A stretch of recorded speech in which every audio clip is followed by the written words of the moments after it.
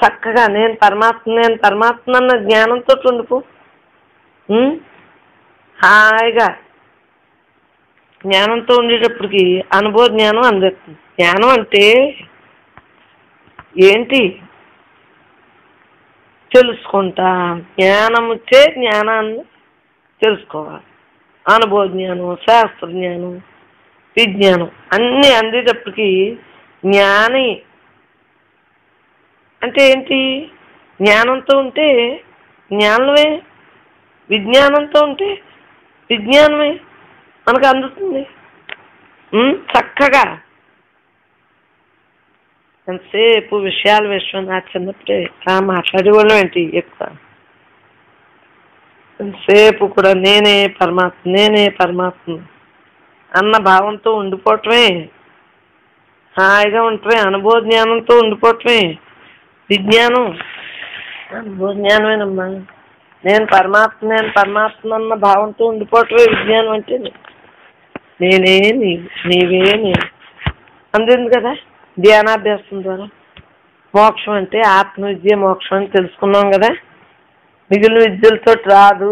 అవన్నీ కూడా మనకి పుణ్యాన్ని కల్పిస్తాయి. చిత్తశుద్ధితో ఉండటానికే ఆస్కారం, కానీ మోక్షాన్ని ఇవ్వవు అన్నది తెలుసు. అసలైన విద్య అంటే జ్ఞానం అనేది తెలుసు. ఆత్మ అంటే ఏంటి? నిరాకార నిర్గుణ సచ్చిదానంద స్వరూపమైన సర్వవ్యాపకమైన బ్రహ్మము అని తెలుసు. ఆత్మవిద్య అంటే బ్రహ్మాన్ని గుర్తున్న జ్ఞానమే, తెలుసుకోవటమే. బ్రహ్మజ్ఞానమే మోక్షం అనేది తెలిసింది. బ్రహ్మజ్ఞానం అంటే ఏంటి? ఆలోచించు. యథార్థ జ్ఞానం, బ్రహ్మం యొక్క యథార్థ జ్ఞానాన్ని గురించి మనం తెలుసుకున్నాం. చతుర్ముఖ బ్రహ్మ మాత్రం కాదు అన్నది తెలిసింది ఆ చిన్నతనంలో. బ్రహ్మము అంటే సర్వవ్యాపకం, అనంతుడు, చక్కగా బ్రహ్మస్వరూపంగా ఉండిపోవటమే. జగత్ కూడా బ్రహ్మ అని తెలిసింది. సృష్టిలో బ్రహ్మం కంటే వేరైన వస్తువే లేదు, పదార్థమే లేదు. ఇంకేం ఉండటానికి అవకాశం లేదు. సావకాశంగా ఉన్నదంతా బ్రహ్మంగా ఉండిపోయింది. శరీరాలు, మనుషులు, పశువులు, పక్షులు, సమస్త ప్రాణులు కూడా బ్రహ్మ పదార్థమే అని తెలిసింది. నాలో ఉన్న చైతన్యం బ్రహ్మ చైతన్యం అని తెలిసింది. అనంతమైన బ్రహ్మలో నేను కూడా ఉన్నాను. బ్రహ్మం లేని చోటే లేదు. బ్రహ్మం కంటే వేరుగా లేదన్నది మాత్రం అర్థమైంది. అద్వితీయమైంది, సర్వవ్యాపకమైంది అని తెలిసింది. నీవు పరమాత్మే అయి ఉన్నావని తెలిసింది. హాయిగా ఉండిపోతున్నావు. నేను ఎవరినైనా ప్రశ్నిస్తే సమాధానం ఏంటి? నేను సముద్రం అని చెబుతాం.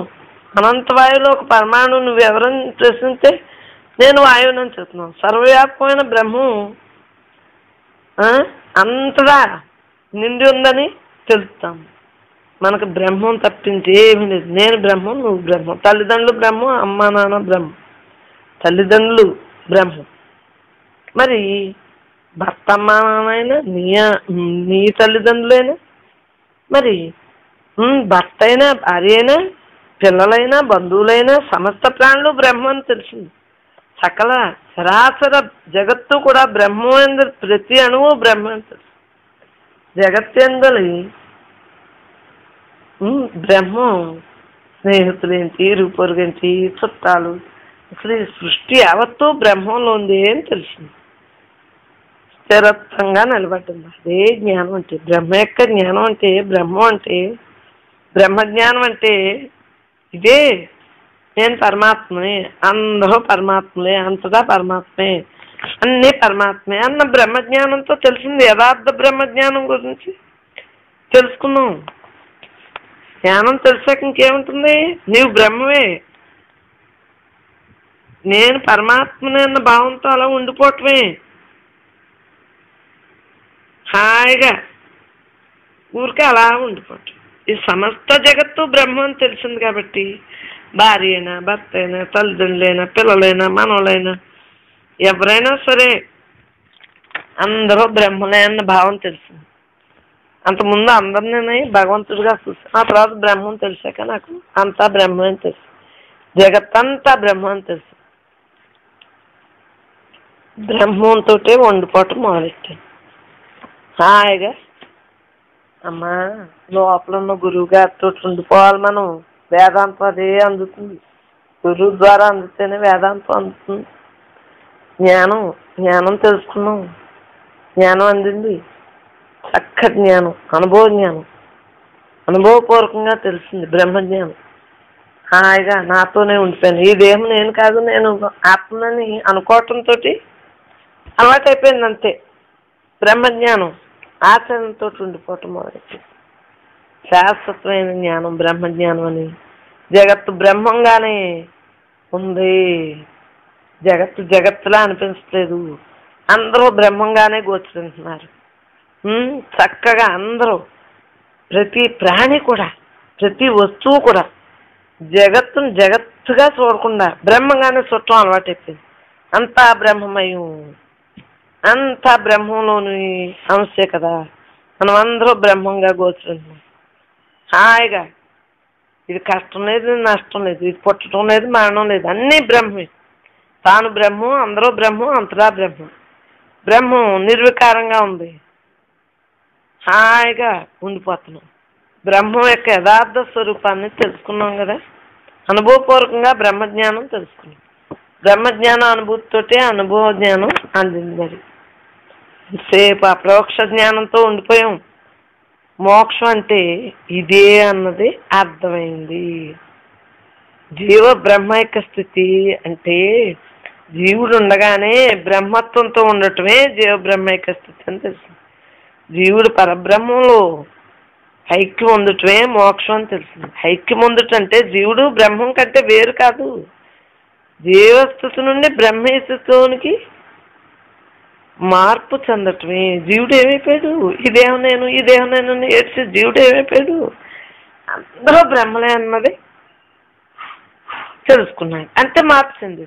అంటే జీవుడు పరమాత్మ కంటే వేరు కాదని హాయిగా మన భావం ద్వారా నేను పరబ్రహ్మాన్ని, పరమాత్మని, పరబ్రహ్మ స్వరూపాన్ని అనే యథార్థ జ్ఞానం వలన స్థిరపట్టం వలన జీవ బ్రహ్మైక స్థితి అందింది.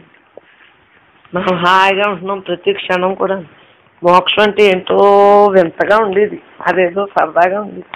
ఇంకెందుకు రోజు మనం మోక్షంతో ఉన్నాం. అవిద్యావరణ లేదు కదా, కర్మబంధాలు లేవు కదా. హాయిగా ఉండిపోతున్నాం.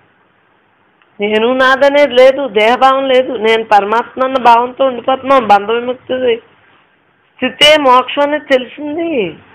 జీవుడు తానే బ్రహ్మను గుర్తించాడు కదా.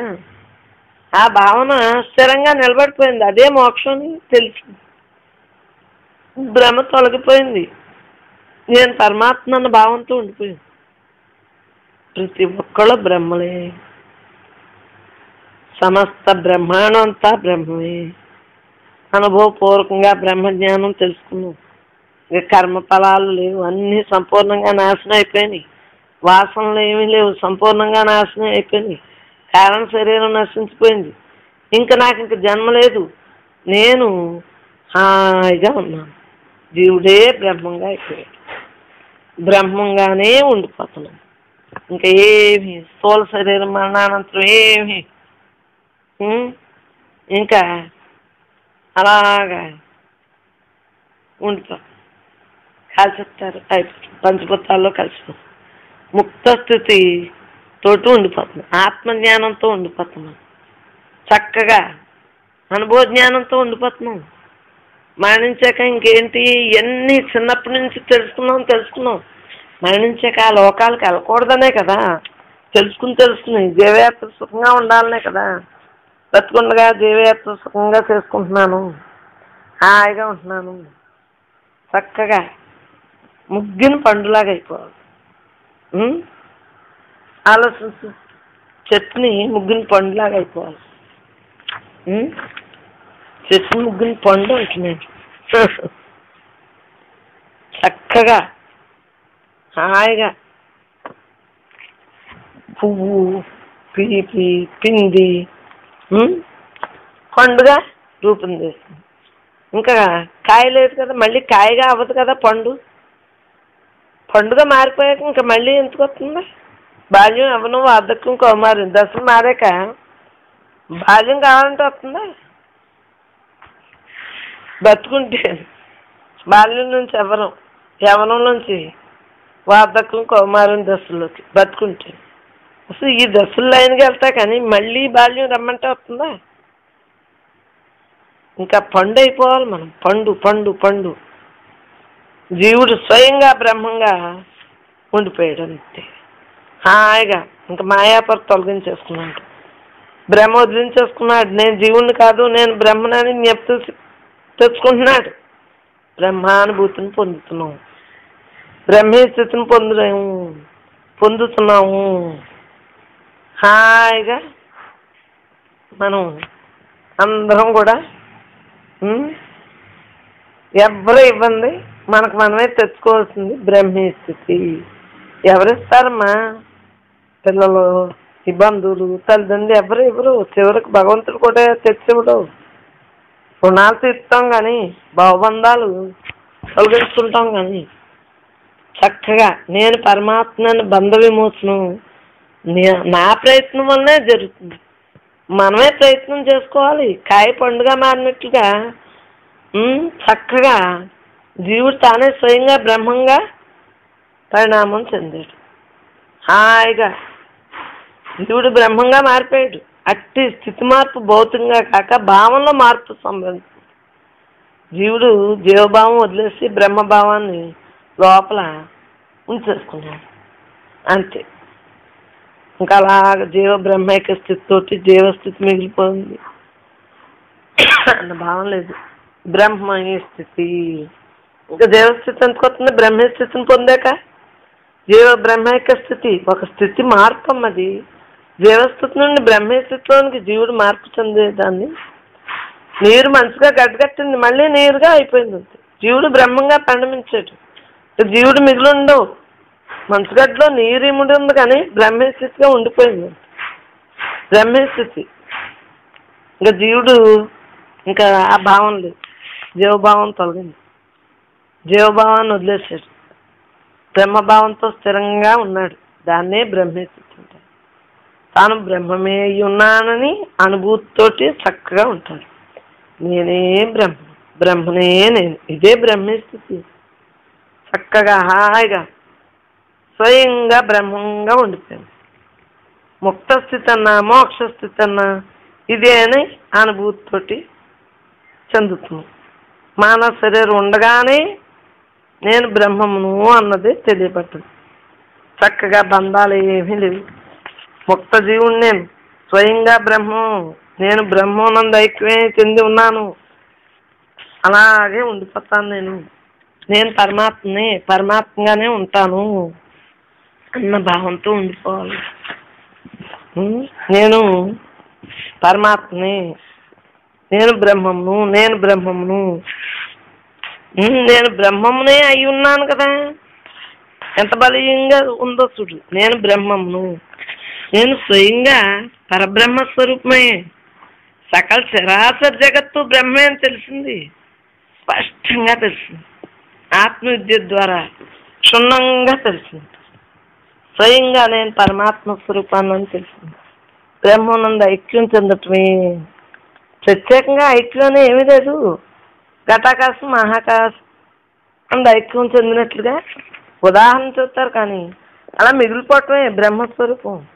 జీవుడి శరీరం లేదు, ఇంకా బ్రహ్మంతో ఐక్యం చెందేస్తాడు. అదే మోక్షం అంటే.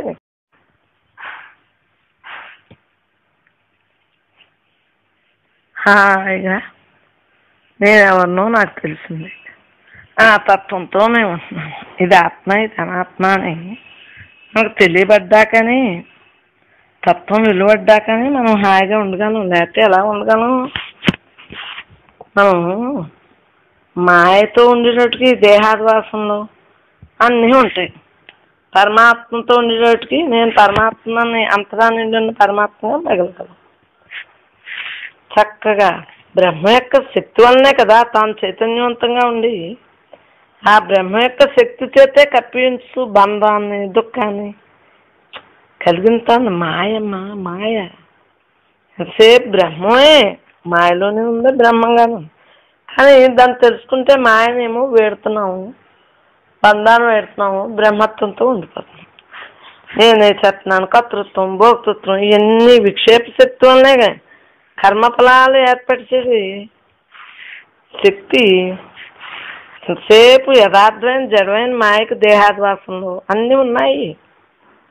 మాయకి అనేక ఉన్నాయి, జీవుడు కానీ ఈశ్వరుడు కానీ ఎంతసేపు మాయని.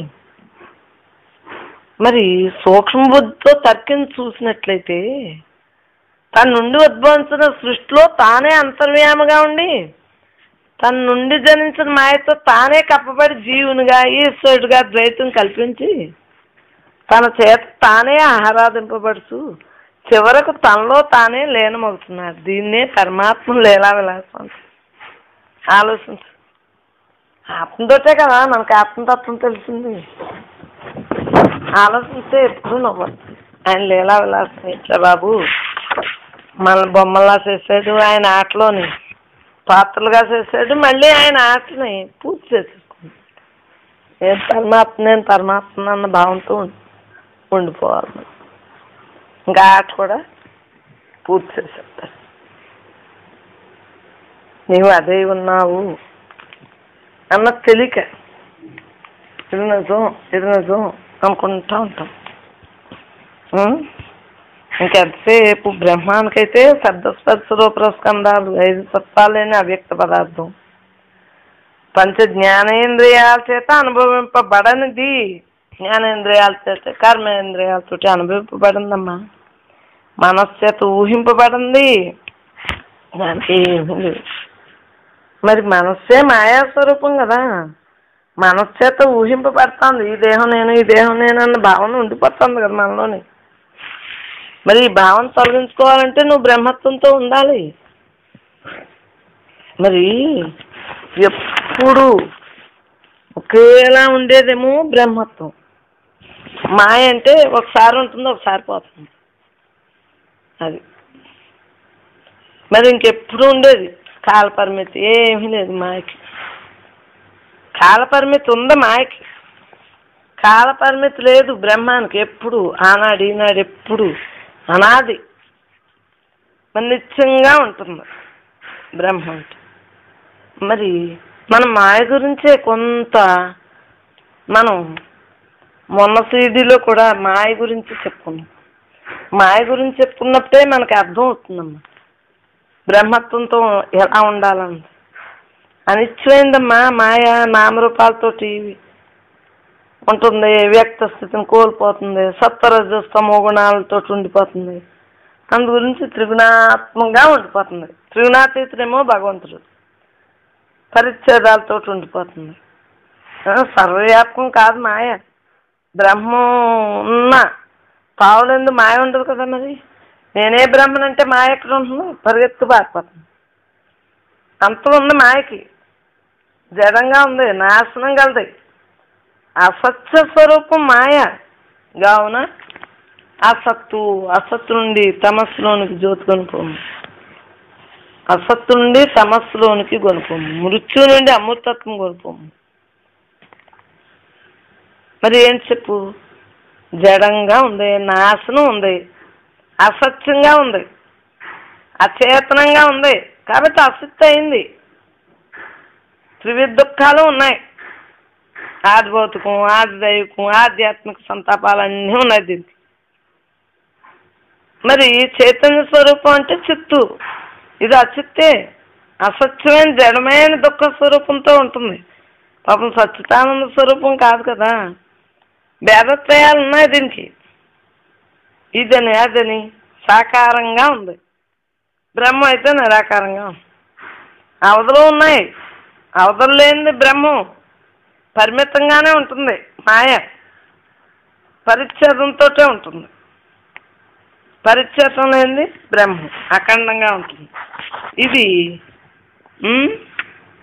ఖండంగానే ఉంటుంది మాయ. ఏకైక వస్తువు బ్రహ్మ అయితే అనేక రూపాలతో ఉంటుంది. మాయకు ఉనికి మూలం కారణం బ్రహ్మే. మాయే సమస్త సృష్టికి మూల కారణం.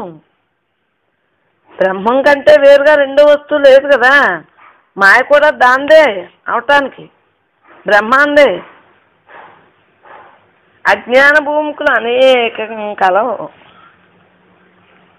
ఇంకా మాయ అంటేనే అంత మాయం చేయాలి దాన్ని. అనేక వికల్పాలు ఉంటాయి. బ్రహ్మం నిరుకల్పంగా ఉంటుంది. బ్రహ్మం చేతే నడిపింపబడతాను మాయ కూడా. మాయ దానికి అంతటా అది కాదు, బ్రహ్మం చేతే. కానీ ఈ బ్రహ్మ ఎలా ఉంటుంది? సర్వస్వతంత్రంగా ఉంటుంది. బ్రహ్మం చేతే ప్రకాశింపబడుతుంది మాయ అయితే. అది బ్రహ్మం స్వయం ప్రకాశంగా ఉంటుంది, దృశ్యంగా ఉంటుందమ్మా మాయ. అది ద్రష్ట సాక్షిగా ఉంటుంది బ్రహ్మం. అజ్ఞాన స్వరూపమే మాయ అంటేని. ప్రకృతి, అవిద్య, పరాప్రకృతి, అనాత్మ, మిథ్య, క్షేత్రం ఇవన్నీ మాయకి పేర్లే. బ్రహ్మానికంటే పురుషుడని, విద్యని, పరాప్రకృతిని, ఆత్మని, సత్యని, క్షేత్రజుండని మనం తెలుసుకున్నప్పుడే ఆత్మ అనాత్మ విచక్షణ జ్ఞానం తెలుస్తుంది. మాయాస్వరూపమైన సృష్టి అంతా అనాత్మని, దాని యందు అంతర్వ్యాముగా ఉన్న బ్రహ్మ చైతన్యమే ఆత్మని తెలుసుకోవాలి. అది ఆత్మ అనాత్మ మనం వివరణ తెలుసుకున్నప్పుడే మనకు చక్కగా అందుతుంది జ్ఞానం. అందాలంటే ఆత్మానాత్మ విచక్షణ తెలియాలి. జీవుడు అంటే ఏంటి, పరబ్రహ్మం అంటే ఏంటి, అవిద్యావరణ గల బ్రహ్మ చైతన్యమునే జీవుడు అంటారని. శరీరం ఇవన్నీ ఒక్కొక్కటి లైన్గా మనం లాక్కు రావాలి. స్థూలం, సూక్ష్మం, కారణ శరీరాలు ఉన్నాయని ఇవన్నీ తెలుసుకున్నప్పుడే జ్ఞానాభ్యాసం ద్వారానే మనకు తెలుస్తుంది. ఎంతసేపు నేను బ్రహ్మమును, ఈ దేహం నేను కాదు అనుకున్నప్పుడు మూలంలోకి వెళ్ళిపోవాలి. ఇది ఎక్కడి నుంచి వచ్చింది, ఎలా ఉంది అనేది మనకి గుర్తుకి తత్వ విచారణ ద్వారా అనుభవానికి రావాలి. బంధం అంటే ఏంటి, మోక్షం అంటే ఏంటి, దుఃఖం అంటే ఏంటి. శరీరం వల్ల దుఃఖం వచ్చింది కదా, కర్మఫలాలకి వాసనకు బద్దులైనందుకే కదా జన్మలు ఎత్తాడు. జీవుడు పుట్టడం, చావటం, అనేక శరీరాలు ధరించడం అని తెలుసుకున్నాం. జీవుడు అనంతమైన శరీరాలు ధరిస్తూ చేసే ప్రయాణాన్నే జీవయాత్ర అనుకుంటాం. సుదీర్ఘమైన యాత్ర మనం చెయ్యాలి. ఇంకా మళ్ళీ మనకి ఈ యాత్ర ఆ యాత్ర కాదు, మనకు అసలు యాత్రను ఆపు చేసేయాలి, ఫుల్ స్టాప్ చేసేయాలి. జీవుడు చేసే అనంతమైన యాత్ర విశేషాలే చాలా అవసరం. జీవయాత్ర ఎలా ఉండాలి, ఎలా ఉంటే జీవయాత్ర మనకి జరుగుతుంది అన్నది మనం స్పష్టంగా తెలుసుకోవాలి. సాధారణంగా లోకంలో మనుషులు, జంతువులు, పక్షులు, వృక్షాలు మొదలగు ప్రాణులు మరణిస్తూ ఉండటం మనం గమనిస్తూనే ఉంటాం. మరణం అంటే ఏంటి, ఆలోచించు. ఏ కర్మ ఫలాలను అనుభవించడానికి జన్మ ప్రాప్తించిందో ఆ కర్మ ఫలాలను అనుభవించడం పూర్తి అవగానే స్థూల శరీరం నాశనం అయిపోతుంది. దాన్నే మరణం అంటారు. స్థూల శరీరం నశించిన తర్వాత మరి ఏముంటుంది? స్థూల శరీరం నశించడం మనం చూసాం కదా. వాళ్ళు మరణించారు, వీళ్ళు మరణించారు అని చెప్పుకుంటున్నాం కదా, వింటున్నాం కదా. మిగిలిన శరీరాలు రెండు ఏమవుతాయో ఆలోచించుకోవాలి. జీవుడు ఏమైపోతాడు మనం తెలుసుకోవాలమ్మా. జీవయాత్ర గురించి తెలుసుకోవాలి. జీవుడు సూక్ష్మ కారణ శరీరాలతో పాటు స్థూల శరీరం నుండి బయటకు వెళ్తాడు. దాన్నే మరణం. మరణం అంటే ఏంటి? సూక్ష్మ కారణ శరీరాలతో పాటు స్థూల శరీరంలో నుండి బయటకు వెళ్తాడు. దాన్నే మరణం అంటారు. శిథిలమైన స్థూల శరీరం కాల్చివేట కానీ పాతి పెట్టచ్చు కానీ జరుగుతుంది కదా. కొంతమంది పాతి పెడతారు, కొంతమంది సమాధి చేస్తారు, కొంతమంది ఏమో కాల్చేస్తారు. స్థూల దేహం ఉండగా చేసిన కర్మల యొక్క పుణ్యపాపాలే వాసనలుగా ఉండి ఆ వాసనా ఫలితాలతోటే కారణ శరీరం ప్రాప్తి ఉంటుంది అని మనం తెలుసుకున్నాం. సూక్ష్మ శరీరం ఎలా ఉంటుంది? సూక్ష్మ శరీరంతోనూ బయటకు వెళ్ళినప్పుడు జీవుడు కర్మఫల విశేషాలను బట్టి ప్రయాణం చేస్తాడు.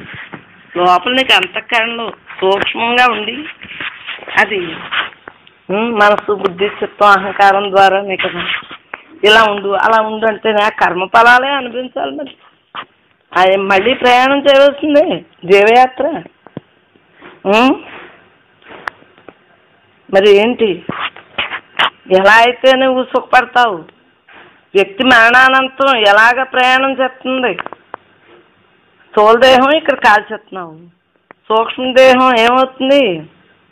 శరీర మరణానంతరం స్వర్గలోకానికి పోయి మంచి పనులు చెప్తావు చూడు, దాన ధర్మాలు, బావులని, బావులు తవ్వించని, దాన ధర్మాలని, ఆదిత్య పూజని, ఆత్మజనరక్షణ, ఇటువంటి సత్కార్యాలు చేసేటప్పటికి ఎంతసేపు సూక్ష్మ శరీరం స్వర్గలోకానికి వెళ్తుంది, దేవతలతో కూడి స్వర్గ సుఖాన్ని అనుభవిస్తుంది అని పెద్దలు చూస్తున్నారు. యజ్ఞాలు, యాగాలు ఇవన్నీ చేసేటప్పటికి స్వర్గానికి వాళ్ళమ్మ స్వర్గానికి వెళ్తారమ్మా, వీళ్ళు నరకానికి వెళ్తారు. ముందే ఇక్కడ రిజిస్ట్రేషన్ చేయించారు. మనకే తెలిసిపోతుంది ఎవరు స్వర్గానికి వెళ్ళేది, ఎవరు నరకానికి వెళ్ళేది. వాళ్ళ యొక్క పనులు బట్టే కదా చెప్పుకుంటాము. జీవుడు స్థూల శరీరాన్ని వదిలిన వెంటనే ధూమ మార్గమున ప్రయాణం చేస్తాడు. ధూమాభిమానమగు మానవుడు దేవత చేత మోయబడతాడంట. రాత్రి ఎందుకు ప్రయాణం చేస్తాడంట? రాత్రి అధిదేవత చేత నడపబడుతుందంట. కృష్ణపక్షం ప్రయాణం చేస్తాడంట. కృష్ణపక్ష అధిదేవత ఆధీనంలో పయనిస్తాడంట. అంటే దక్షిణాయనం 6 మాసాలు అభిమాన దేవతల ఆధీనంలో పయనించరు. సూర్యుడు దక్షిణ దిశగా పయనించు 6 మాసాల కాలాన్నే దక్షిణాయనం అంటారు. కిమ్మట ఉత్తరాయణం. ఉత్తరాయణం అంటే తెలుసు కదా, మంచి వాళ్ళు ఉత్తరాయణాన్ని వెళ్తారమ్మా అంటారు. అదములేమో దక్షిణాయనాన్ని వెళ్తారు. అంతసేపు మన ప్రయాణం అంతా కృష్ణపక్షం, శుక్లపక్షం తెలుస్తుంది కదా. దక్షిణాయనమేమో కృష్ణపక్షం,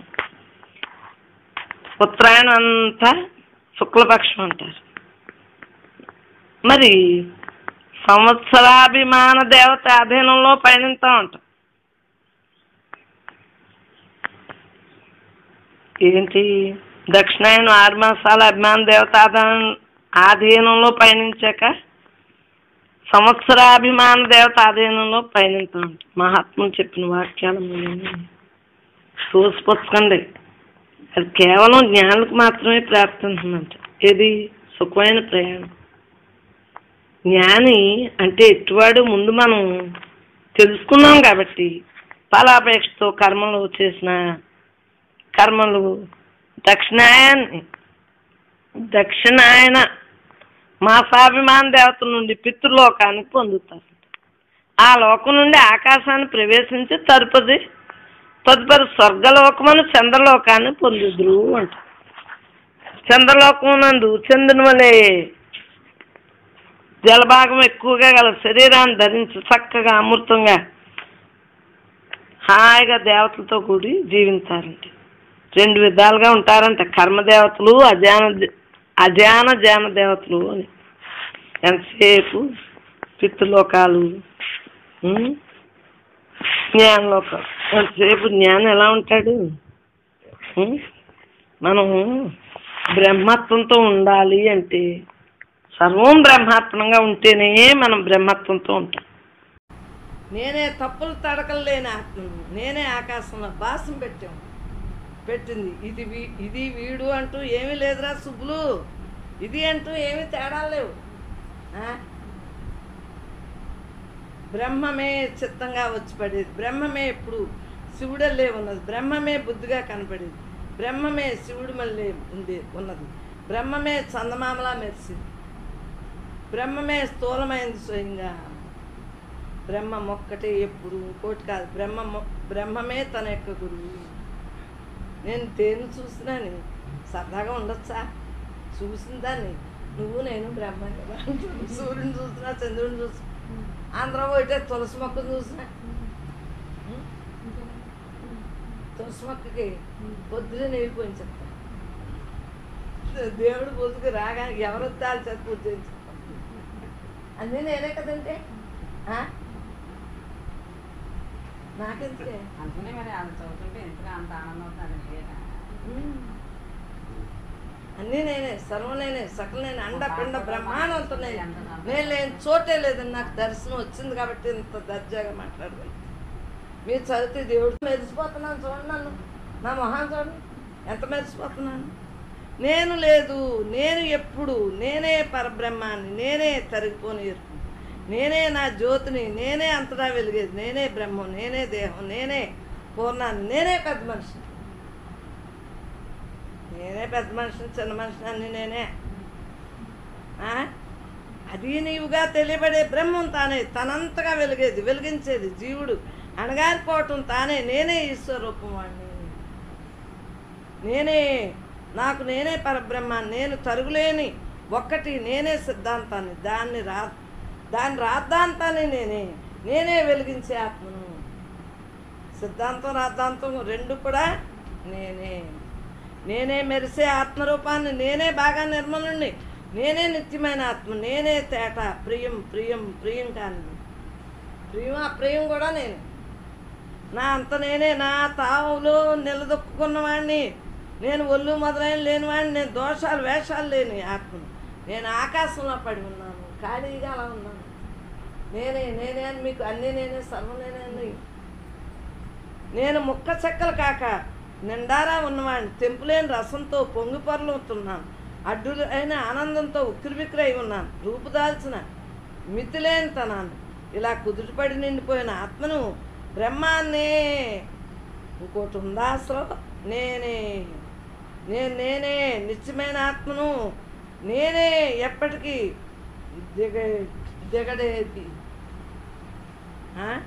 దిగడేది అనమాట. నేనే ఆ బ్రహ్మం, ఆ ఆత్మే మిగులుతుంది కదంటే ఎంతమంది వెళ్ళిపోయినానే, ఈ శవాల కొట్లో ఎన్నైనా ఇదే మిగులుతుంది. బ్రహ్మమే నేను, జగాల నేతను, బ్రహ్మమే నేను, నీడతో పని లేకుండా బ్రహ్మమే నేను. ఎవరో నీడ ఏదో అన్నారు ఇందాకనా, ఎవరో అన్నారు ఛాయ్ ఏదో అన్నారు, ఎవరో అన్నారు నీడతో పని లేకుండా బ్రహ్మమే నేను, మాయ రోగాలు లేకుండా. అవునా కదా? మాయ రోగాలు లేకుండా, దేహం రోగాలు కానీ నాకు మాయ రోగాలు లేవు. దేహం రోగాలు ఉన్నాయి, దానికి వైద్యం చేయించుకుంటాను. మాయ రోగాలు లేవు, ఎందుకంటే నేను బ్రహ్మం మందేసుకుని దేహం రోగం కూడా వదిలించేసుకుంటాను. బ్రహ్మమే నేను, ఎరుక ఆకాశాన్ని, బ్రహ్మే నేను, అడ్డు ఆపు లేకుండా బ్రహ్మనే నేను, గొప్ప వేడుకను బ్రహ్మనే నేను, ఎప్పుడు ఆత్మను నేను, పెద్ద సుఖాన్ని బ్రహ్మనే నేను, చక్కగా నోరు మూసుకుని ఉండేవాడిని, సకల కథా కమామీషులు కట్టిపెట్టిన వాడిని బ్రహ్మనే నేను. ఇది ఉండి లేనిది బ్రహ్మే నేను, లోకము లేదు పో, లోకం ఎక్కడుందరా, బ్రహ్మే నేను, గుల్లయ్యే ఒళ్ళును కాను, బ్రహ్మనే నేను, బ్రహ్మే నేను, చెప్పలేనంతగా రెండోది లేని వాడిని, నేనే బ్రహ్మమే చిత్తంగా తోసేది. ఏంటో 2 పేజీలు అని చెప్పి ఇన్ని పేజీలు రాస్తాడు, ఎన్ని 3 గంటల్లో రాస్తాడు. రాస్తే ఇదే పట్టుకెళ్ళి అందంగా రాసింది, మళ్ళీ ఆ తర్వాత ఏమో జిరాక్సులు చేయించుకుని అప్పుడు పంచిపెట్టుకున్నాను. అడ్డం పుస్తకం. బ్రహ్మమే చిత్తంగా తోసేది, బ్రహ్మే శివుడంట ఎప్పుడు, బ్రహ్మమే బుద్ధిగా పుట్టుకొచ్చేది, బ్రహ్మే తానుగా పలుచు, బ్రహ్మమే రూపంలా తోసేది, అది బ్రహ్మమే, సంశయం లేదు. బ్రహ్మమే కాలంగా కనిపించేది, బ్రహ్మే కదా కాలంగా కనిపిస్తాను, అవునా కదా? బ్రహ్మమే అన్నిటిగా వచ్చేదనుకో, బ్రహ్మమే ఎరుక కలదిగా వెలిగేది, బ్రహ్మమే స్వయంగా జడ పదార్థం, బ్రహ్మమే ఓంకారం అంత. నేనే అంతా అనుకున్నాక ఇంకేమి ఉండవే, బ్రహ్మమే ఓంకార రూపం కలదు. ఓం అంట మానేసాను చిన్నప్పుడు అనేదాన్ని, అక్క ఇలాగ ఇక్కడ పెట్టాలి, టకటక గుర్తు, హరి చూడండి ఇక్కడ ఆయుష్ పట్టు ఉంటుంది, ఓమని అక్కడ ఓ అని పెట్టేసి అంతా దింపాలి. ఎన్ని మానేసింది అంతా బ్రహ్మ అయినప్పుడు ఇక ఓంకారం, అదిగో బ్రహ్మే ఓంకారం అంతా, బ్రహ్మమే శబ్దమాత్రం, ఓ తేడా లేదు, ఈ రెండోది లేదు. ఇది నిజమంటే నిజం, మళ్ళీ నిజం, బ్రహ్మానికి కొంచెమైనా వేరుగా ఏం లేదు. నేను రోజు నాకు బోర్డు కాలక్షకు మోటార్ వేసి మేడలో ఓమంటే మోటార్ అయ్యే వరకు 2-3 సార్లు ఓంకారానికి 20 నిమిషాలు మోటుంది. అంత బాగా వచ్చు ఓంకారం. బ్రహ్మమే అంత, ఆత్మయే బ్రహ్మానికి వేరుగా పిసరంతైనా లేదు. అంతా మిథ్య, లోకం మిథ్య, కనిపించేది కదా. అందుకే ఘటాల వంటిది ఎప్పుడుని బ్రహ్మే నేను, సందేహం లేదు. ఎరుకను కావటం చేత ఎప్పుడూ నేనే, ఎప్పుడూ నేనే అంత స్వచ్ఛమైన రూపం కావటం చేత, సూపర్ రూపం కావటం చేత బ్రహ్మే స్వయం కదా. చూసేవాడు, చూసేది, రూపం అన్నీ నేనే అంత. నేనే పరబ్రహ్మాన్ని, నేనే పైకంటా పైవాడిని, నేనే మనసుకు అందనివాడిని, నేనే ప్రపంచాన్ని మించిన వాడిని. ప్రపంచం కొద్దిసేపు ఉండిపోతుంది, నేను ఎప్పుడు ఉండేవాడిని, అనాథని. నాకేంటంట, నేనే నిత్యాత్మ, నేనే మిథ్యా స్వభావం కలవాడిని, నేనే పండుగను, ఆధారం లేనివాడిని. బ్రహ్మమే, ఇంకొంచెమైనా ఏమి లేదు. నేను బ్రహ్మాన్ని, ఇంకేం కానురా వేరుగా, ఇంకేం వేరుగా కొంచెమైనా కాను. తరుగులేని వాడిని, ఆత్మ కంటే వేరైంది. అది ఎంత గొప్పదైతే మాత్రం ఏంటి దానికి బోర్డు గొప్ప. మిమ్మల్ని ఎలా తిడతానో అలా రాస్తాడే, బోర్డు గొప్ప. అది ఇచ్చి ఆత్మ కంటే వేరు నేను లేను. నా మాటే, నేను బ్రహ్మాన్ని, ఇంకేం కాను వేరుగా, ఇంకేం వేరుగా కొంచెమైనా కాను. తరుగులేని వాడిని, ఆత్మ అంటే వేరైంది. అదెంత గొప్పదైనా మాత్రం ఏంటి దాని బోర్డు గొప్ప. ఎవరి కావాలంటాను చూడండి, అది ఇచ్చి అంతకంటే వేరు నేను లేదు. అన్నయ్య ఉండగా అవచేసేద్దామని రా చంటి. ఆత్మ కంటే వీడిగా నాకు ఒళ్ళు లేదు, ఆత్మనే నేను. ఊరెళ్తారు కదా ఇప్పుడు. నాకు చేద రాలేదు, నాకు చిత్తం ఆత్మలోనే చిత్తే కూర్చుంది. నాకు చేదలేదు, ఇల్లు కడతా ఉన్నా, బాడున్నా, ఇంకోటి ఉన్నా, నాకు చేదలేదు. నేను ఆత్మను కదా, నాకు చేదలేంటి? నాకు చేదలేదు. ఇది నా మాటే. నాకు చిత్తం ఆత్మలోనే చిత్తే కూర్చుంది, ఆత్మనే నేను. ఇక్కడ వేరు కుంపట్లేమీ లేవు. నాకు వేడి లేదు, చలవ లేదు, గుడ్డు లేదు, గోదావరి లేదు. ఆత్మనే నేను. తీర్చిదిద్దిన సున్నను, ఆత్మనే నేను. నా మొహానికి ఏం లేదు. ఏంట్రా నీ మొహానికి ఏదైనా ఉందా? నా మొహానికి లేదమ్మా, లేదు. కాదమ్మా, కాదు. ఆత్మే నేను. గుణాలు గోవిందా, ఆత్మయే, వేరే ఎక్కడ ఏమి లేదు. గుణాలు గోవిందా, నామరూప గుణాలు గోవిందా. నువ్వు పైనుంచి కిందకి ఏమీ లేదు. మొన్న ఏమన్నాను నిన్న, నేనైతే ఇలా అన్నాను, నేను పైనుంచి కిందకంటాను, ఈడలా అన్నాడు అన్నాను అనేసాడు. నేను మాట్లాడితే సార్ పైనుంచి కింద వరకు అంటాను. అవన్నీ చెప్పాలంటే సోదరు, పైనుంచి కిందకి ఏమీ లేదు. నా మాట ఇవన్నీ అంతే. లొంగ చుట్టూ ఏమీ లేవు. ఇదంతా కూడా బొత్తుగా లేదు. సేవంతైనా పెద్ద గుండుస్తుంది. ఆత్మే నేను, పరబ్రహ్మాన్ని. అంతా ముల్లోకాలన్నీ మిద్యే, నేనే పరబ్రహ్మాన్ని, నేనే అంత పెద్ద గురువుని. బాయ్. మన గురుగారు ఎవరో బ్రహ్మే. ఇంకెందుకు? జీవుడు అనే భావం ఎప్పుడూ అసత్యమే. శివుని కూర్చుని గొప్ప భావానికి కూడా ఇదే గతి. విష్ణువుని కూర్చుని ఊహలన్నీ భ్రాంతియే. అంతా ఒక పెట్టును కుందేట్టుకోమే. మా బాబాయ్ పోయినప్పుడు నేనే విష్ణువు, నేనే శివుని, నేనే బ్రహ్మని అనేయాలని అనిపించింది. వాకలు అంతమంది ఉన్నారు. మామూలు భక్తుని కథలు చెప్పేదాన్ని. నేనే ఎప్పుడు నిండుకుంటాను, నేనే తెంపులేంది. ఎప్పుడు కడుపు నిండని వేషాలు వేయను బ్రహ్మాన్నే నేను. వేషాలు ఎత్తున్నానా? ఓ నిమిషమేమో పురాణం అంటావు, ఓ నిమిషమేమో తిడతావు, ఓ నిమిషం ఏడుతావు. ఇది నేనే చెప్పలేనంత సంబరాన్ని. నేనే ఇట్టే మెరిసి అట్టే మాయమయ్యేవాడిని. ఇట్టే మెరిసి అట్టే మాయమయ్యేదాన్ని.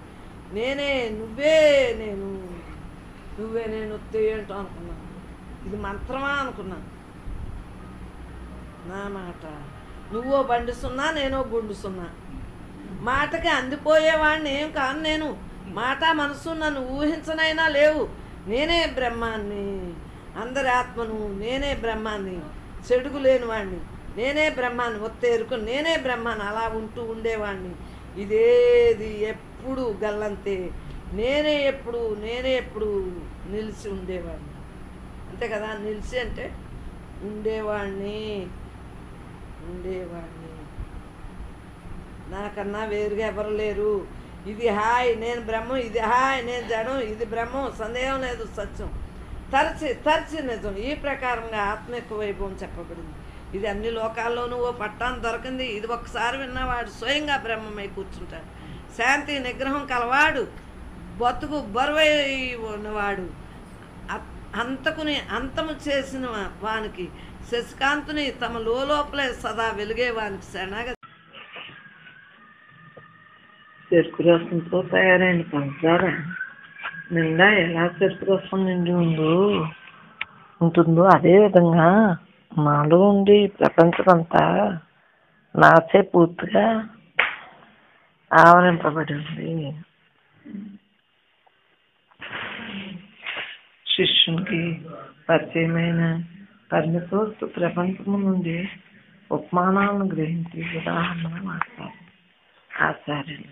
ఈ పరిమితమైనది అపరిమితమైన సత్యాన్ని పూర్తిగా బోధించజాలి, కానీ ఏదో ఒక లక్ష్యాన్ని తెలియపరచడానికి ఉపయోగిస్తుందని అటువంటి ఉపమానాలను వాడవలసి వస్తూ ఉంటుంది. కొన్ని సమయాల్లో ఈ విపరీతార్థాన్ని కూడా ఇవ్వచ్చు. అందుకనే శిష్యుడు ఎలా గ్రహించింది కూడా ఆచార్యులు గమనిస్తూనే ఉంటారు. వస్త్రపు ఉదాహరణలో వస్త్రం ఇలా దారాల సముదాయం, దారం లేకుండా వస్త్రానికి ఉనికియే లేదు.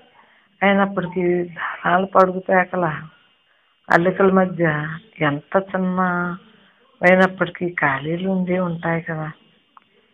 ఈ ఉదాహరణ ఒక విధంగా అపార్థం కాబడే అవకాశం. వస్త్రంలో ఉన్న సృష్టిలో కనబడే వ్యక్తులు బ్రాండ్ చైతన్యమైనప్పటికీ వాటి మధ్య ఖాళీలు ఉంటాయి కదా. అక్కడ చైతన్యం ఉండదన్నమాట. అర్థమయ్యే చైతన్యం సర్వవ్యాప్తం అన్నమాట అర్థరహితం అయ్యే ప్రమాదం ఉంది. ఇది ఊహించే ఆచార్యులు ఇంకొక ఉపమానాన్ని ఇక్కడ వాడుతున్నారు. ఈ ఉపమానంతో ఇదివరకు చెప్పినది ఇంకా స్పష్టంగా అర్థమయ్యే అవకాశం ఉంది. చెరుకు రసంతో తయారైన పంచదారలో అణువున చెరుకు రసం ఉంటుంది. పంచదార రేణువు రుచికి చెరుకు రసం రుచికి ఏ రకమైన భేదము లేదు. ఇదే విధంగా నాలో ఉండే ప్రపంచానికి నాకు ఏ భేదము లేదు. వివిధ ప్రత్యేక రూప సమన్వితంగా కనబడే ఈ విశాల విశ్వమంతా చైతన్యమేనని, రెండోదేదీ లేదని పై 3 శ్లోకాల్లో వాడిన ఉపమానాలతో శిష్యుడికి అర్థం అవుతుంది. నిజానికి ఉన్నదంతా ఆత్మ చైతన్యమే, రెండోదేదీ లేనేలేదు. అయితే ఈ ప్రాపంచిక అనుభవాలు ఎలా సాధ్యం అవుతున్నాయి? ప్రపంచం ఏ విధంగా కనిపించడం సంభవం అవుతున్నది? దీని సృష్టికర్త ఎవరు? ప్రాథమిక దశలో శ్రవణ మరణాలు చేసే సాధకునికి ఇటువంటి సందేహాలు తప్పకుండా వస్తాయి. తర్వాత శ్లోకంలో జవాబులు ఇవ్వబడుతుంది. ఆత్మ గురించి ఆత్మ జ్ఞానా జగద్భాతి, ఆత్మ జ్ఞానాన్న భాసతే, తద్జ్ఞానారహితాతి, తత్ జ్ఞానాద్భాసతే నహి. అంటే ఆత్మ గురించిన అజ్ఞానంతో జగత్తున్నట్లుగా తోస్తుంది. ఆత్మజ్ఞానం వస్తే ప్రపంచం అదృశ్యం అయిపోతుంది. తాడును తాడుగా తెలుసుకోకపోవటం చేతనే పాముని భ్రమ కలగటం సంభవం అవుతుంది. తాడును తెలియగానే పాము భ్రమ నశిస్తుంది. అనంత నామరూపాలతో ఆశ్చర్యకరమైన ఈ సృష్టి అంతా ఏ విధంగా ఉందో తెలియజెప్పడానికి వేదాంతంలో తరచుగా వాడబడే రజ్జు సర్పభ్రాంతి ఉపమానాన్ని తీసుకొచ్చారు. అధిష్టానంగా ఉన్నది తాడు అని తెలియనిస్తున్నది. అజ్ఞానం నుండి ఉన్నది పామే అనే భ్రాంతి జనిస్తుంది. బుద్ధి ఆచరణలో ఉండిపోవటము, మనస్సు నిక్షేపం చెంది దృశ్యాలను చూస్తూ కష్టసుఖాలను అనుభవించటము జరుగుతుంది. ఈ అనుభవాలకు చెలిస్తూ ఊహాలోకాలు నిర్మిస్తూ ఈ భ్రాంతిని కొనసాగేటట్టు చేసేది మనస్సే. అనుభవాలకు చెల్లించడంతో రాగద్వేషాలు బయలుదేరుతున్నాయి. వీటి ఆధారంగా మళ్ళీ అనుభవాలు వస్తూ వాటికి తెలుస్తూ ఈ భ్రాంతి అనంతంగా సాగిపోతూనే ఉంది. అధిష్టానం, తెలియగానే అజ్ఞానము, తత్ఫలితమైన భ్రమ కూడా మాయమిస్తాయి. ఉన్న తాడే నిశ్చయంగా తెలియగానే సత్వము, దానివల్ల కలిగిన భయము బాధామయం అయినట్లే. ఉన్నది ఆత్మ చైతన్యమే అని తెలియని అజ్ఞానం నుండి అనుభవించేవాడు అనుభవింపబడేది విషయాలుగా గోచరించే ప్రపంచం ఉద్భవిస్తుంది. అనుభవిస్తాననుకుంటున్న అహంకారం తన ఇష్టాలతో సుఖ దుఃఖాలతో ఈ భ్రమను పెంచి పోషిస్తూ బాధ భరించలేనప్పుడు ఈ బంధం నుండి ముక్తి కోరుకుంటుంది. ఈ భావన స్థిరపడిన కొద్దీ మనసు ఏకాగ్రత చెందుతుంది. ఏకాగ్రత నందిన మనసులో ఆలోచనలు ఉద్ధృతం క్రమంగా తగ్గి ముక్తి కావాలని ఈ చివరి ఒక్క కోరిక కూడా క్రమంగా అదృష్టమైపోతుంది. ఆలోచన నశిస్తుంది, కానీ అహంకారం నశిస్తుంది. అహంకారం లేకపోతేనే ఆత్మ చైతన్యం స్వయంగా ప్రకాశిస్తుంది. ఇక్కడ ఏకంగా అస్వయంగా ఆత్మ మాత్రమే ఉంది. ఉపనిషత్తులో వాడిన ఉపమానమే జనకులు కూడా వాక్యంతో జనకుని అనుభవం ఉపనిషత్తు ఋషుల అనుభవం వంటిదేనని ఉపనిషత్తు వాక్యాలు సత్యమని రుజువుతున్నది. ఆత్మగా నా స్వభావము లక్షణాలు ప్రస్తుతం నాకు ఒక వ్యక్తిత్వం ఉంది. ఆకాశం దృష్ట్యా పరిమిత స్థానం ఉంది. కాలంలో ప్రస్తుతం ఉన్నాను. అహంకారం నశిస్తే ఇక నేను అనపడేది ఏది ఉండదు కదా. ఆ తర్వాత నేను ఏ విధంగా ఉంటాను? అప్పుడు నా స్వభావం ఏంటి? ఈ ప్రశ్నకు రాబోయే శ్లోకంలో జవాబు చెప్పబోతున్నారు తన అనుభవ దృష్టితో జనక రాజేశ్వరి. నేను స్వయం జ్యోతిని, నేను ప్రకాశము వేరుకావు. నేను ప్రకాశము వేరుకావు.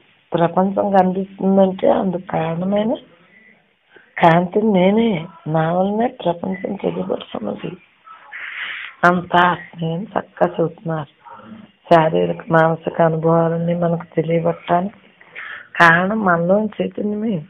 ఏదైనా వస్తువు కనిపించడానికి కాంతి ఎలా ఉపయోగపడుతుందో అదేవిధంగా మన అనుభవాన్ని తెలియజేయటానికి చైతన్యం సహాయపడుతున్నది. అందుకే చైతన్యాన్ని జ్యోతితో ప్రకాశంతో పోల్చారు. తెలియబడేవి ఆలోచనలైతే అవి అలా తెలియబట్టడానికి చైతన్యం ఆధారంగా ఉంటుంది. ఈ తెలియబట్టం అనేది అర్థం అవటానికి ఉపమానంగా ప్రకాశాన్ని దృశ్యాన్ని పోల్చారు. అంతేకాని కేవలం వాస్యార్థం తీసుకుని ఆత్మ అంటే అన్నిటికంటే ఎక్కువ కాంతి కలది అని భావించరాదు. చాలా మంది ఇలాగే పొరపడి సత్యదర్శనం మీద కోరిక ఎక్కువ కావడంతో తమ ధ్యానంలో సత్యాన్ని తేజోరాశిగా దర్శించామని తలపొస్తూ ఉంటారు. ఆత్మజ్యోతి అనే మాట యొక్క వాచ్యార్థం మాత్రం గ్రహించడం చేతను సత్యాన్ని వీలైనంత వేగంగా దర్శించాలనే తాహతతోనూ ఉండటంతో మనసు ఇటువంటి భ్రమను కలిగిస్తుంది. నిజంగా అటువంటి కాంతిని చూస్తుంటే అది వేరు దృశ్యం అవుతుంది, కానీ దృక్కు ఎన్నటికీ కాగలదు. చైతన్యం అనే మాటను జాగ్రత్తగా అర్థం చేసుకోవాలి. తెలియబట్టడానికి కారణమైన తెలివే చైతన్యం. వస్తువు తెలియబట్టడానికి ప్రకాశం ఉపయోగపడినట్లుగా ఆలోచన తెలియబడేట్టు చేస్తుందని మాత్రమే అర్థం. ఈ జ్యోతి ప్రకాశం అనే పదాల అర్థాన్ని జాగ్రత్తగా అర్థం చేసుకుని లక్ష్యార్థమైన చైతన్యంగా నిలిచిపోవాలి. నిశ్శబ్దం అన్న మాటకు అర్థాన్ని తెలుసుకుని ఆ స్థితిలో ఉండిపోవాలి. అంతేకాని నిశ్శబ్దం అంటే నిశ్శబ్దం ఎక్కడ ఉంటుంది? చైతన్యం అంటే ఏమిటో సూచించడానికి వాడిన పదాలను వదిలేసి లక్ష్యార్థాన్ని గ్రహించగలగాలి. రామకృష్ణ పరమహంస ఈ కాంతి గురించి చెప్తూ కాంతి లక్షణాలు లేని కాంతిగా వర్ణించారు. ప్రాణులు ప్రపంచాన్ని తెలుసుకుని చేస్తున్న కారణంగా చైతన్యాన్ని జ్యోతిగా వేదాంతంలో వాడతారు. అహంకారం నశించగానే సాధకుడు తను తాను చైతన్య జ్యోతిగా గుర్తిస్తాడు. ఈ చైతన్యమే విషయాలను, అహంకారాన్ని, అనుభవాలను కూడా తెలియబడేలా చేస్తుందని గుర్తిస్తాడు. భావనాతీతమైన ఈ అనుభవంతో జనకుడు నేను స్వయం జ్యోతిని, నేను ప్రకాశము, వేరు కావు అంటున్నారు. ఈ చైతన్యం ఎటువంటి జ్యోతో మానవ మీదకు ఎన్నటికీ అందదు. అర్థం చేసుకోవాలనిపించగానే ఆలోచన అయిపోతుంది. ఆలోచన మనం గుర్తిస్తున్నాం కాబట్టి అది విషయమైన నాకంటే వేరుగా ఉంటుంది. ఇంతేకాక ఆలోచనతో గుర్తింపబడేదంతా మనోబుద్ధుల ప్రభావంతో కల్పింపబడిన ఊహాలోచన. చైతన్యాన్ని అర్థం చేసుకోవాలనుకున్న తక్షణమే మనోబుద్ధులు పనిచేసి చైతన్యంతో ప్రకాశించే ఆలోచనలు మాత్రమే గుర్తిస్తాయి. చైతన్యం మనోబుద్ధులకు అతీతంగా వాటికి ఆధారంగా ఉంటూ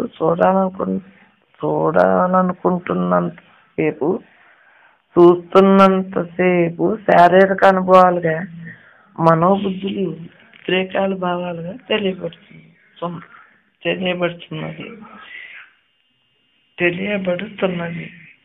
చైతన్యం అంటే ఏమిటో తెలియకపోవటమే అజ్ఞానం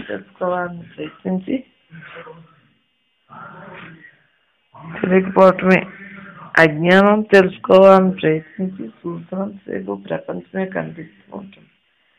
ఆకాశాన్ని ఎంతసేపు చూసినా, ఎంత తార్కికంగా ఆలోచించినా నీలంగా కనిపిస్తూనే ఉంటుంది. అక్కడ నిజంగా ఏమీ లేదని తెలుసుకుని ఆ నీలవర్ణ పూనికి సంబంధించిన సమస్య నుండి బయటపడి శాంతంగా, ఉదాసీనంగా, హాయిగా ఉంటుంది. ఇదే విధంగా చైతన్యం గురించి అర్థం చేసుకోవాలనుకోవటం అర్ధరహితమని గుర్తించి శాంతంగా, ఉదాసీనంగా, హాయిగా, భావశూన్య స్థితిలో ఉంటే ఇలా ఉండటమే చైతన్యంగా నిలిచిపోవటం. సినిమా హాల్లో ప్రేక్షకులకు వెనుకగా అర్క లైట్ ఉంటుంది. దాని కాంతితో ప్రేక్షకుల ముందున్న తెర అంతా కాంతిమయం. మిషన్ రూమ్లో ఈ లైట్ ముందుకి ఫిల్మ్ వచ్చినప్పుడు ప్రేక్షకులకు వారికి ముందుగా అనేక నామరూపాలతో అద్భుతమైన ప్రదర్శన కనిపిస్తుంది. ఇదే విధంగా మనలో ఉండే చైతన్యానికి దగ్గరగా మన వాసన రాగానే బాహ్యాంతరాల్లో మన శరీరాల ద్వారా జగన్నాకారాన్ని అహంకారం చూస్తున్నాం అనుకుంటుంది. చూస్తుంది. దృశ్యభావమైన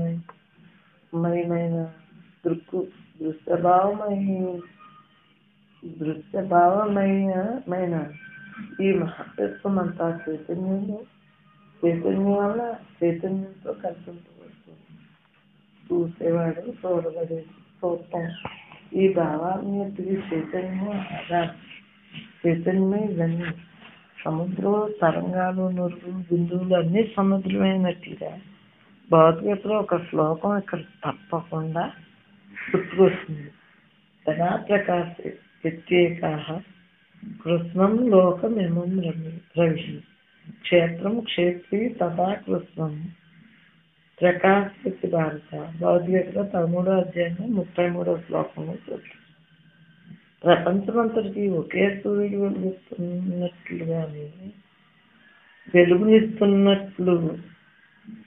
వెలుగునిస్తున్నట్టుగానే ఓ భారత, ఒకే పరమాత్మ, ఒకే క్షేత్రజ్ఞుడు ఈ క్షేత్రాన్నంతటినీ ప్రకాశించలేదు. పురుషులు కూడా దీన్ని నొక్కి చెప్తున్నారు. ఉన్నట్టున్నదంతా, ప్రకాశించేదంతా, అనుభవించబడేదంతా ఆత్మ చైతన్యం యొక్క వ్యక్త రూపమే. సత్రూపంలో ఉనికి కలిగినట్లుగా అనిపిస్తూ చిత్తు రూపంలో తెలుసుకుంటున్నాను అనుకుంటుంది. తత్వచిత్తు ఆనందమే సర్వానికి ఆధారం. ఇదే సర్వం. ప్రపంచాన్ని తెలుసుకుంటున్నాను అన్న భావం చైతన్యంలోనే సాధ్యమవుతుంది. అహో అద్భుతం. ఎలా అహో వికల్పితం విశ్వం అజ్ఞానాన్మయి భాసతి సూక్ష్యం సుప్తౌ పనీరజ్జౌ వారి సూర్యకరే యదా. అహో అద్భుతం. అజ్ఞానజనితమైన భ్రమ కారణంగా ప్రపంచం నాలో భాషిస్తుంది. ముచ్చపు చెప్పులో వెండివలే, తాటిలో పాములే, ఎండమావుల్లో జన్మలే ప్రపంచం నాలో ఉన్నట్లుగా అనిపిస్తున్నది. గడిచిన 5 శ్లోకాల్లోనూ వివిధ ఉపమానాల సహాయంతో ఈ ప్రపంచం ఉన్నట్లుగా కనపడటానికి ఆత్మ చైతన్యమే కారణమని నిరూపించబడింది. కార్యమైన ప్రపంచంలో కారణమైన ఆత్మ సర్వవ్యాప్తంగా ఉన్నదని కూడా నిరూపించబడింది. మట్టితో తయారైన కుండలో అంతటా పూర్తిగా మట్టి ఉండి తీరుతుంది. అయితే మట్టి పరిణామం చెందడం వలన, రూపాంతరం చెందడం వలన ఇది సాధ్యమై అనంతమైన ఆత్మ కూటస్థం పరిణామరహితం మార్పు చెందింది కనపడిన ప్రపంచానికి ఆత్మ కారణం. అంటే ఆత్మలో మార్పు సాధ్యమని ఒప్పుకున్నట్టే అవుతుంది. మార్పు చెందేది నశించి తీరుతుంది. కాబట్టి ఈ మార్పును ఒప్పుకుంటే ఇంతవరకు ఆత్మ గురించి చెప్పబడింది అసత్యంగాను, వేదాంతం తర్కసమ్మతంగాని, అసంబద్ధ ప్రలాపంగాను అనిపించక మానదు. అందుకని ఈ శ్లోకంలో జనకుడు వేదాంతము తరచుగా వాడబడి ఇంకొక 3 ఉపమానాలతో కనబడే నామరూపాత్మక ప్రపంచం కేవలం మనఃకల్పిత భ్రమ అని చెప్పుతున్నాడు. భ్రమ అధిష్టానాన్ని ఏ విధంగానూ మార్పదు. అధిష్టానాన్ని సరిగ్గా చూడకపోవటం వల్ల మాత్రమే భ్రమ ఉన్నట్లు కనిపిస్తుంది. సత్యాన్ని గ్రహించగానే ఆ సత్యం అదృశ్యమైపోతుంది. చెప్ప వెండి వలే కనిపించడం, తాడును చూసి పాముగా భ్రమపట్టడం, సూర్యకాంతిలో ఎండమావలో నీరున్నట్లు కనపడటం మనకు తెలిసినవి. ఇదే విధంగా ఆత్మలో ప్రపంచం ఊహించబడి మన పండుగ ఏంటి? ఆత్మగా ఉంటమే పండుగ. ఆత్మే నేను ప్రపంచంతో నిండిన వాడిని. ఆత్మే పెద్ద పండుగ. ఆత్మనే నేను ప్రపంచంతో నిండిన వాడిని. ఆత్మనే నేను లోకాన్ని కనబరిచేవాడిని. ఆత్మనే నేను, ఇంకేమీ కొంచెమైనా కాదు. అద్దాన్ని పూజ చేశాను మా తోడుకోండి పెట్టే పువ్వులు వస్తుంది. ఎవరు కనిపిస్తాను పెట్టేయండి. అంతా నేనుగా ఉంటాను. మా తోడుకోండి. ఆత్మే ఆత్మకు జలకాలాట, నవ్వులాటగా ఉంటుంది. నేనే అంతగా ఉండేటోటికి ఏదొచ్చినా బొమ్మలాటలో ఉంటుంది. ఏదొచ్చినా వస్తుంది పోతుంది. ఏంటంటే వాటి కోసం మనం మనసును పెట్టామనుకోండి విషయాలు ఇంకా పెరిగిపోతాయి. అట్లా ఏం చేయాలి? కట్ చేస్తూ ఉండాలి. కట్ చేస్తూ ఉంటే బాగుంటుంది. కానీ అదే నవ్వుతున్నాను. మా తోటలో పెట్టాను ఎవరు పెట్టింది. ఆత్మే ఆత్మకు చెప్పు నేను బ్రహ్మాన్ని కుర్చీలో వేసుకుంటాను. ఎందుకంటే సంవత్సరాది దగ్గరకు వస్తుంది కదా, పనులు ఉంటాయి కదా. కుర్చీలో కూర్చోండి, ఎక్కువ మంది రాకూడదు. కుర్చీలో కూర్చోండి. ఆత్మే ఆత్మకు చెప్పం, ఆత్మయే ఆత్మకు ఇష్టం. అంతే కదా. మనుషులు ఎంతసేపు కొద్దిసేపు అవునంటుంది, ఇంకోసేపు కాదంటుంది. నన్ను చెప్పుకున్నాను చూడు, బొమ్మ బొరుసు. కొద్దిసేపేమో తెగ ప్రేమించదు, కొద్దిసేపేమో తెగ తిట్టదు. అందు గురించి మనస్సును ప్రేమించిన వాళ్ళకి అధోగతి పాలే ఉంటుంది. కొద్దిసేపు అవునంటాం. మనకు నచ్చినట్టు వాళ్ళు చేస్తే మంచోళ్ళు అంటాం, మనకు నచ్చినట్టు వాళ్ళు చేయకపోతే చెడ్డోళ్ళు అంటాం. అంటే కొద్దిసేపు అవునంటాం, కొద్దిసేపు కాదంటాం. అదంతా మనసుకే కాబట్టి మనసు గురించి మనం పట్టించుకోకుండా గుణాలను వెలుగుచ్చేది ఆత్మయే, తురియ రూపమైన ఆత్మ.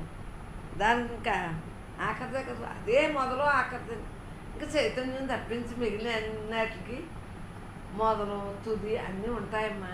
నశించింది అది ఒక్కటే. ఆ నశించిందాన్ని ఒక్కటేగా మనం తెలుసుకున్నాం కాబట్టి ఆత్మీయ అన్నిటికంటే పైది, ఇంకా ఆ పైది. ఆత్మీయ నిత్యము పూర్ణము అయిన ఆత్మ నిత్యం ఉండేది. మనం వెళ్ళిపోయినా ఇది ఎప్పుడు ఉంటుంది. మనలో ఉన్నాడు ఎప్పుడు ఉంటాడు. దేహాలంటే నశింతాయి కదా. పూర్ణము అయిన ఆత్మ పూర్ణమే. దానికే తిడితే దానికి ఏదైనా ఉంటుందేంటి? అవును కాదు అంటుందేంటి? దానికే రోగం ఏంటి? అది ఏదైనా రూపం ఏంటి? రూపం కాదు కదా. రూపం అయితే బాధలు బెంగలు వస్తాయి కదా. నిర్గుణానికి ఏముంటుంది? మనలో ఉంది, అందరిలో ఉంది, అంతటా ఉంది. ఏంటంటే పైకి ఈ బొమ్మలాటగా ఉంటుంది కాబట్టి ఆ బొమ్మలాటని నిజమాట అనుకోకుండా బొమ్మలాట అనుకుంటే తేలికోండి. లేకపోతే నన్నే అన్నారు, నన్నే ఏదో గొడవ. ఏమన్నా అనేది నువ్వు ఆత్మ నేను ఆత్మ. ఏంటంటే పీక్కోకుండా ఏం చెప్తానా అనుకుంటా. ఈ దేహం నేను కానప్పుడు దేహాన్ని తిడతా. ఆ ఇంద్రియాలు చేసుకొచ్చిన కర్మ ప్రభావం తిడతారు. అవి పడతాయి. నాకేం సంబంధం అనుకుంటా. ఆత్మే అన్నిటికంటే పైది, ఇంకా పైది. ఆత్మే నిత్యము పూర్ణము అయిన ఆత్మ. ఆత్మే నేను నిస్సంశయంగా. సంశయం లేదు. మనం చైతన్య స్వరూపాలం కదమ్మా, బ్రహ్మాలం కదా. నీవు నేను ఆత్మయే. అవునట, ఆత్మయే. అంతా ఒక ఆత్మయే. నేనే నువ్వే నేను నాకు వచ్చిందని చెప్తే ఎప్పుడు నిండేది నేను. ఈ దేహం నేను కాదు, నేను పరమాత్మ అన్నాక అది ఎప్పుడు నిండేది నేనుగానే ఉంటుంది. నేనంటే పరమాత్మ, నిండేది నేను. ఎప్పుడు నేను, ఎప్పటికీ ఏనాటికి ఆత్మీయ నేను. ప్రపంచానికో వేరు కొంపటి కూడానా మృతి లేని మరీ పాత ఆత్మ. దీనికి మృతుందా? నిజంగా అనకూడదు. కానీ దానికే రోగం ఏంటి? మనసుకి సత్తన్నారు అందరూ చాలు పుట్టుకులతో. నిజంగా ఎంత నరకం అనిపిస్తున్నారమ్మా. నిజం అనుకుని, దేహం నిజం అనుకుని. నేను ఎప్పటి వాడిను? మగాడిని, దొరను నేను. పట్టపైన కంటే పైవాడిని నేను. పరమ దొరను నేను. ప్రపంచానికి పంచిపెడతాను.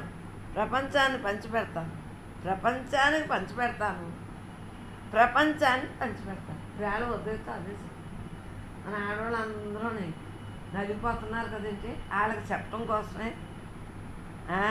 బ్రహ్మ ఈ సత్సంగం పెట్టుకుంటా మన ఆడవాళ్ళ కోసమే అని చెప్పాను. లేదు నిజమని నలిగిపోతున్నారు కదా. కాదరా, దేహం మీరు కాదు, మీరు చైతన్య స్వరూపుడు అని చెప్పేటప్పటికి మరి మీకు వచ్చినప్పటికి ఇప్పటికీ తేలికైందా లేదా? నీకేం సంబంధం? నీ ఇంద్రియాలకి అవి చేసుకొచ్చే కారణం శరీరంతో అయ్యే పడతాయి. నీకు సంబంధం ఏంటి? మనం ఏం పట్ట విద్యాధరుడు నేను. తెలివిని చేపట్టిన విద్యాధరుడు. విద్యాధరుడు నేను. రమేష్ ఫ్రెండ్ విద్యాధర్ అనమాట. విద్యాధర్ పేరు నాకు భలే ఇష్టం ఉంది. తెలియటం తెలియకపోవటం ఇక్కడ ఏం చదవవు కొంచెం కూడా. ఎరుకను నేను, తెలివి నేను. పద్దాకా అంతకుముందు అనేవారు కదా పద్దాకా అని. పూర్వకోళ్ళు మాటలన్నీ ఉన్నాయి దీంట్లో. పద్దాకా తురియాన్ని నేను. మరి శివుడు చెప్పాడు. ఆ శివుడికి కూడా ఈ భాష వచ్చేమో మన భాషలో. పద్దాకా తురియాన్ని నేను. తురియే కారణాన్ని వీళ్ళు పెట్టుంటారు అన్నయ్య. పాయింట్లేమో ఆడి చెప్పుంటాడు రుబ్బుకి. మరి పద్దాకా అన్న ఇవన్నీ మీ రాయలసీమ, తెలంగాణ మొత్తం అందరయ్యే. మా అమ్మాయిలు తిట్టి అన్నీ ఉన్నాయి దీంట్లో. నేను తురియాన్ని నేను. తురియే కారణాన్ని, పైవాడిని. బ్రహ్మమే, అంతా బ్రహ్మమే. ఎప్పుడు ఉన్నా ఎప్పుడు కూడా బ్రహ్మాన్ని. నాకంటే వేరుగా వేరేది లేదు. నాకంటే వేరుగా బ్రహ్మమేంటి అసలు? నాకన్నా వేరుగా బ్రహ్మమేంటి అసలు? ఇంకెందుకు? ఎక్కడన్నా కానీ కుర్చీ వేస్తుండే. ఎలాగ రారు? రేపు ఎల్లుండే కదా సంవత్సరాది. సంవత్సరం అన్నా సంవత్సరాలన్నా ఒకటే. రాదా మనకు సంవత్సరకాలు? సంవత్సరాలే కావాలా అత్తమానుని? ఎక్కడన్నా కానీ నాకంటే వేరుగా పెద్ద గొప్పదేమీ లేదు. సంవత్సరకం నేనే, సంవత్సరాది నేనే, శివరాత్రి నేనే, దీపావళి నేను, సంక్రాంతి నేను. నేనే అంతా, నేనే అంతా, నేనే అంతా. ఏంటంటే అక్కడ మార్పులు, పిండి వంటలో కొద్ది తేడా వండుకుంటారు. అంతకన్నా ఒకటే పూజ ఉంటుంది. శవానికి దేవుడి దగ్గర ఒకటే పూజ ఉంటుంది. శవానికి అలంకరిస్తారు, ఇక్కడ దేవుడి దగ్గర ఏమో ఉత్తాలు చేస్తారు. అంతేకాని అన్నీ ఒకటే మంత్రాలు రా, అన్నీ ఒకటే, అన్నీ తానుగానే జరుగుతాయి. నాకంటే వేరుగా పెద్ద గొప్పదేమీ లేదు. నాకంటే వేరుగా పెద్ద గొప్పదేమీ లేదు. ఎలా పోతే ఏంటి, అమావాస్య నాటి పోతే ఏంటి, ఇంకా ఎంతకన్నా దారుణమైన నక్షత్రం ఏదైనా ఉంటే అప్పుడు పోయినా పర్వాలేదు. నువ్వు జ్ఞానాగ్నితో దగ్ధమయ్యాక ఇంకేముంటుంది? పాపపుణ్యాలు లేవు, పాపపుణ్యాలు ఉండవు. అదంతా కాలానికి, కాలంతో మనిషిగా ఉన్నప్పుడు అవన్నీ అవి ఏమి ఉండవు. మీకు తెలియక అవన్నీ అనుకుంటున్నారు. ఆ తింగరోళ్ళు ఏమనుకుంటే మీరు అదే సై అంటారు. వాళ్ళకి తెలీదు జ్ఞానం, ఆత్మతత్వం తెలియని వాళ్ళు మాట్లాడతారు అంతే. ఇంకా మిగిలిన వాళ్ళు కూడా అనేస్తారు, అదేమో నిజం అయిపోతాం. అది ఆ ఓటింగ్ ఎక్కువ మంది ఉంటారు. నాకంటే వేరుగా పెద్ద గొప్పదేం లేదు. ఇలాగా ఆత్మ కన్నా ఏదైనా గొప్పది ఏదైనా ఉందా? నాకంటే వేరుగా ఎరుక స్థితి లేదు, లేదంటే నాకంటే వేరుగా ఉనికి స్థితి లేదు. నాకంటే వేరుగా ఉనికి స్థితి లేదు. ఇంకోటి ఉందా? నాకంటే వేరుగా తెలివి స్థితి లేదు నాకు. నేను అలా అన్నాను, ఇన్ని పనులు చేస్తున్నారంటే నేను ఇంకా కూర్చుని సత్సంగం చేస్తున్నాను, మీరుంటే అవన్నీ తెచ్చేస్తారు కదా ఇంట్లోకి అంటాను. అది వేరు. ఇంట్లోకి తేబట్టి సత్సంగంలో కూర్చున్నాను, లేకపోతే నేను ఇది కావాలి అది కావాలి నేను సిటీ రసం పక్కన పెట్టినాను. పైగా అంటాను అప్పటికే డైలీ ఏదో వస్తాయి అలా చేయించుకుంటాను. కానీ నేనేం బజార్కి వెళ్ళేవి తెలుసుకోను, నేను ఇలాగే ధ్యానం చేసుకుంటాను అవుతాను. నాకంటే వేరుగా తెలివి స్థితి లేదు నాకు. నాకంటే వేరు కొంప గోడు లేవు. నేనే అంత అయినప్పుడు కొంప గోడు ఏంటే? ఇంక వేరుగా ఏదైనా ఉంటాయా? నాకంటే వేరుగా బ్రహ్మం అంటే ఏంటి ఆలోచించుకో. బ్రహ్మ అంటే వేరుగా ఉందా? నాకన్నా వేరుగా ఏదైనా ఉందా? నాకంటే వేరుగా కారణం లేదు. కారణం లేనప్పుడు కార్యాలు ఏముంటారా? నాకంటే వేరుగా పెసరంతైనా లేనిదే. అలాగే నాకంటే వేరుగా సత్వరూపమైంది కానీ, ఇంకా చెప్పొస్తే నాకంటే వేరుగా స్వచ్ఛత కానీ, నాకంటే వేరుగా పవిత్రత కానీ. ఏంటి ఆత్మతత్వం పవిత్రం కానీ మలినమైన దేహమా పవిత్రం? దీనికి ఎంత స్నానాలు చేయించినా సీమి రక్తం కొంప ఎన్ని సెంట్లైనా కొంతసేపటికి అయ్యిపోతాయి. శవం ఆసన వచ్చేస్తుంది, తెగ రాస్తుంది. అక్కడ అగరత్తుపల్లి తెగ పెట్టేస్తాం. అది ఆ సాయంత్రం ఆ రాత్రి ఇంక కంపే కంపొచ్చు. ఆ జీవుడు తప్పునేటప్పుడు ఎన్ని అగరత్త పొలలు పెట్టినా, ఎన్ని స్ప్రేలు కొట్టినా వాసన. ఆ జీవుడు ఉన్నంతసేపే ఈ సువాసనలో. నాకంటే వేరుగా పవిత్రత ఏంటి? పవిత్రత ఏంటి నాకంటేనే? నాకంటే వేరుగా అదేం పెద్ద లేదు. నాకంటే వేరుగా ఉండేది మిథ్యే.